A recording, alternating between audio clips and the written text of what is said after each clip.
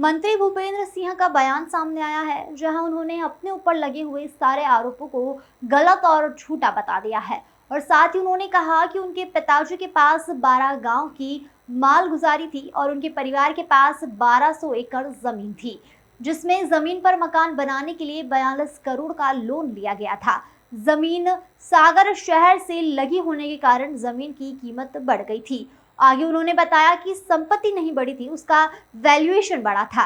जहां जमीन पहले से एकड़ में बिकती थी, अब वर्ग फीट में बिक रही थी। अगर कोई संपत्ति नहीं खरीदी ताही अर्जित की है। हमारे पिता ने 1 करोड़ की जमीन मंदिर के नाम 100 एकड़ जमीन हाउसिंग बोर्ड ने ली थी। कांग्रेस के आरोप में कोई सत्यता नहीं है। भूपेंद्र सिंह ने कहा कि कांग्रेस के खिलाफ कोर्ट में कंडक्ट ऑफ कोर्ट का केस करेंगे। कांग्रेस ने कुछ बिना तथ्यों के आरोप लगाए हैं मुझ पर। इसमें नया कुछ भी नहीं है। ये सारी चीज़ें जो है, ये 2018 का जो हमारा इलेक्शन में डिक्लेरेशन है, उसमें ये सारा हमने दिया हुआ है। नंबर 2, मुझे आज तक कभी भी इनकम टैक्स का नोटिस नहीं मिला। जो उन्होंने इनकम टैक्स के बारे में कहा है, तो मुझे आज तक कोई इनकम टैक्स का नोटिस नहीं मिला। दूसरी बात, हमारे जो स्वर्गीय पिताजी हैं, वो 12 गांव के मालगुजार थे और हमारे परिवार में 1200 एकड़ ज़मीन उस समय थी। और हमारी चाहे होटल हो, चाहे ज़मीन हो, चाहे मकान हो, ये सब हमारी जो 200, 300, 400 साल पुरानी पैतृक संपत्ति है, ये सब उस पर बना हुआ है। और इसको बनाने के लिए हमने विभिन्न बैंकों से, जिसका पूरा रिकॉर्ड है, विभिन्न बैंकों से अभी तक 42 करोड़ का लोन लिया है। तो जो भी हमारा निर्माण हुआ है, होटल, मकान, डेयरी, जो भी है, इसके सबके लिए हमने विधिवत बैंक से लोन लिया है और लोन लेकर हमने इसको बनाया है। हमारे पिताजी के पास 12 गांव की मालगुजारी थी और 1200 एकड़ ज़मीन थी। हमारी ज़मीन चूँकि सागर शहर से लगी हुई है, हमारी जन्मभूमि भी वही है जहाँ हमारी पैतृक ज़मीन है।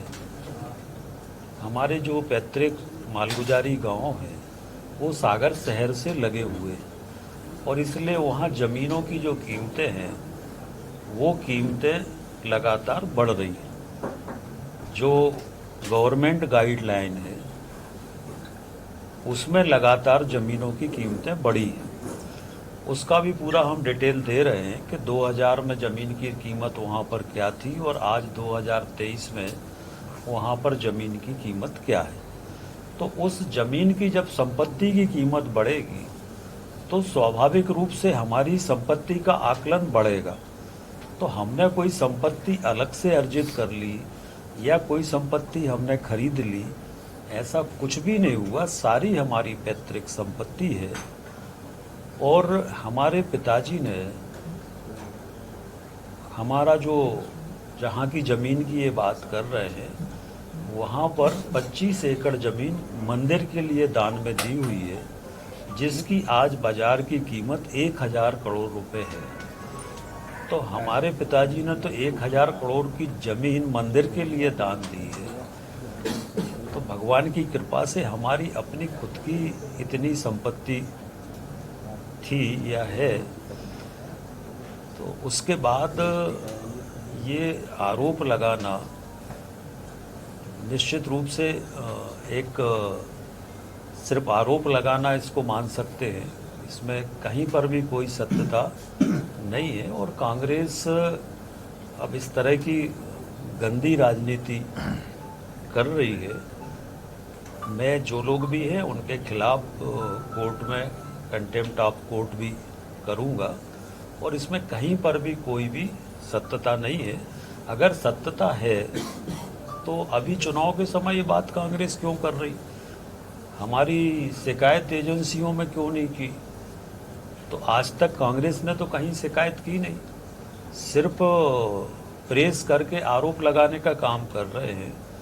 तो अगर हमारी कुछ गलती थी तो आप इनकम टैक्स में शिकायत करते, बाकी जगह शिकायत करते, तो वो तो कुछ आपने कभी आज तक किया नहीं। कभी आज तक हमें इनकम टैक्स का नोटिस नहीं मिला, कुछ भी नहीं हुआ। तो इसमें गड़बड़ कहाँ हो गई? अगर हमें इनकम टैक्स का नोटिस मिला होता या हमारी संपत्ति बढ़ गई होती, हमारी संपत्ति का अगर वैल्यूएशन बढ़ा है तो इसमें हमारा क्या अपराध है? हमारी संपत्ति शहर के नज़दीक है तो उसका हर साल वैल्यूएशन बढ़ता है। पहले एकड़ों में बिकती थी, अब फुटों में बिक रही है, तो संपत्ति का आकलन तो बढ़ेगा ही। तो इसमें हमने अर्जित कहाँ से कर ली? है तो हमारी स्वअर्जित पैतृक संपत्ति है और इसलिए आरोप निराधार है। सर 2000 तो निजी हमले पर कांग्रेस ज़्यादा फोकस कर रही है। देखिए, चूँकि मैं लगातार कांग्रेस पर आरोप लगाता हूँ और कांग्रेस को इससे तकलीफ रहती है, कांग्रेस को खुरई विधानसभा में कोई प्रत्याशी नहीं मिल रहा है, इससे कांग्रेस को तकलीफ है। अभी हमने पिछले दिनों प्रेस करके या प्रेस नोट के माध्यम से कमलनाथ जी और दिग्विजय सिंह जी पर भ्रष्टाचार की, उनकी सरकार के ऊपर हमने भ्रष्टाचार के आरोप लगाए थे और इसलिए इस कारण से कांग्रेस ने कहा ही है कि 2 सीटों को हम टारगेट करेंगे, एक दतिया और एक खुरई। ये कांग्रेस का प्रेस नोट है, कांग्रेस का वर्जन है कि दतिया और खुरई सीट को हम टारगेट करेंगे। तो यही तो टारगेट है कि उसी के अंतर्गत ये आज का टारगेट है। और हमारी जो भी संपत्ति पहले थी या अगर संपत्ति आज है तो या तो मुझे पारिवारिक बंटवारे में पैतृक संपत्ति मिली है, वो भी पारिवारिक बंटवारे में मिली है। तो अब इसमें मैं गलत कहाँ हूँ? अगर मेरे पारिवारिक बंटवारे में मुझे संपत्ति मिली है तो इसमें मैं गलत कहाँ हूँ? मैंने तो पारिवारिक बंटवारे की कई संपत्ति बेची भी है। और मेरे साथ तो, हमारे परिवार के साथ तो यहाँ तक हुआ कि 85 में हमारा परिवार चूँकि भारतीय जनता पार्टी में था तो उस समय की तत्कालीन कांग्रेस सरकार ने हमारे परिवार की 100 एकड़ ज़मीन का तो हाउसिंग बोर्ड में भू अर्जन कर लिया था, जिसमें आज हाउसिंग बोर्ड कॉलोनी। और उस समय ये कहा गया था कि आपके बेटे में छात्र नेता था और उस समय मुख्यमंत्री के खिलाफ आंदोलन हुआ था, तो मेरे से कहा गया था कि कांग्रेस में आ जाएं तो ज़मीन छोड़ देंगे। तो हमारे पिताजी ने कहा कि आपको जितनी ज़मीन लेना ले लो, पर हमारा बेटा कांग्रेस में नहीं आएगा। तो उस समय भी 100 एकड़ ज़मीन कांग्रेस ने ले ली, माटी मोल ले ली, तो हम लोगों ने उसकी चिंता नहीं की। तो भगवान का दिया, हमारे पास सब कुछ है, हमें कुछ करने की ज़रूरत है। भोपाल का मास्टर प्लान लगभग तैयार है और कार्रवाई में है, जल्दी आ जाएगा। इसके अलावा भी हम लोगों ने ग्वालियर, उज्जैन, अशोकनगर, रतलाम, इन सब के मास्टर प्लान जारी किए हैं। भोपाल का भी जल्दी हो। Bureau report.